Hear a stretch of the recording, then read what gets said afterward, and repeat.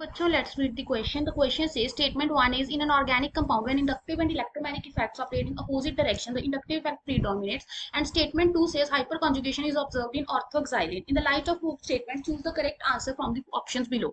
A says statement 1 is true and 2 is false. B says statement 1 is false and 2 is true. C says both statement 1 and 2 are true and D says both are false. So हमारे पास एक organic compound है, उसमें कह रहे हैं कि जो inductive और इलेक्ट्रोमैग्नेटिक इफेक्ट है वो अपोजिट डायरेक्शन में ऑपरेट करते हैं एंड इंडक्टिव इफेक्ट डोमिनेट करता है, और जो हाइपर कॉन्जुगेशन है वो ऑब्जर्व होती है ऑर्थोएक्साइलिन में. सो सबसे पहले यहाँ पे जो की कंसेप्ट हमें चाहिए, that is inductive electromagnetic effect and one is hyperconjugation.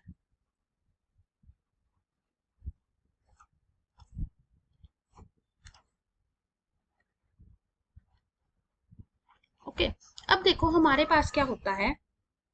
अगर हम बात करते हैं सो हमारे पास जो इंडक्टिव इफेक्ट है,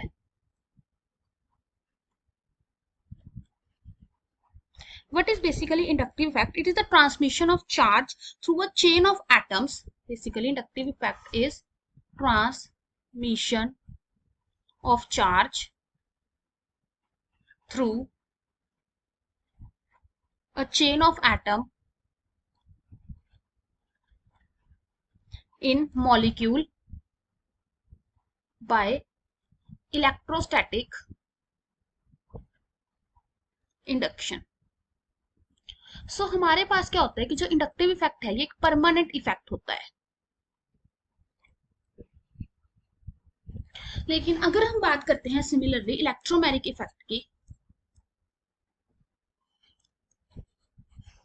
सो इलेक्ट्रोमैग्नेटिक इफेक्ट में बेसिकली हमारे पास क्या होता है, ये एक टेम्पररी इफेक्ट होता है.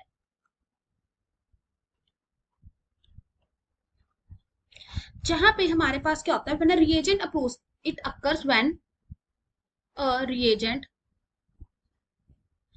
approaches a double bond or a polar molecule and causes electron to shift entirely from one atom to other. सो ये हमारे पास क्या होता है, टेम्पररी इफेक्ट होता है. सो अगर हम देखें तो होता क्या है, बेसिकली ऑर्गेनिक केमिस्ट्री की अगर हम बात करते हैं तो जो हमारा इंडक्टिव इफेक्ट होता है वो क्या होता है, वीकर इफेक्ट है कंपैरेटिव टू इलेक्ट्रोमैग्नेटिक इफेक्ट. लेकिन हमारे पास क्या होता है, जो दोनों इफेक्ट्स हैं, कौन से, इंडक्टिव एंड इलेक्ट्रोमैग्नेटिक, ये दोनों इफेक्ट्स क्या करते हैं, they operate in opposite direction.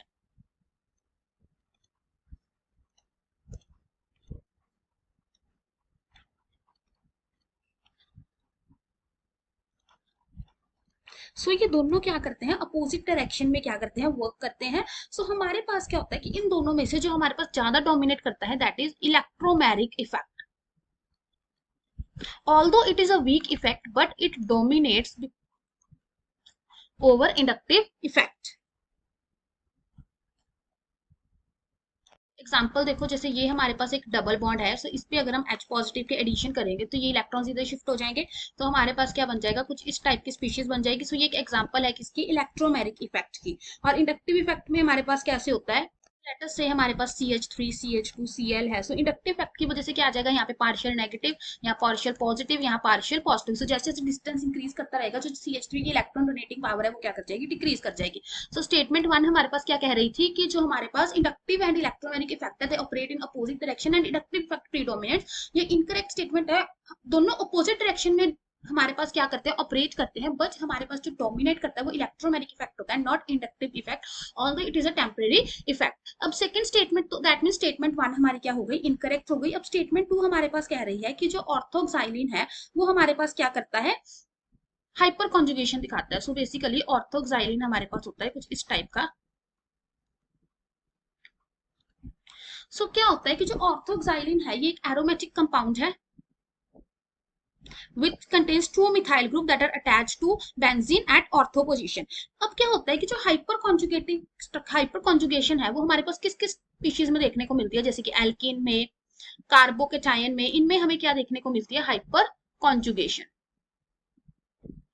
That is means इनके पास अल्फा कार्बन होता है जिसपे अल्फा हाइड्रोजन होता है।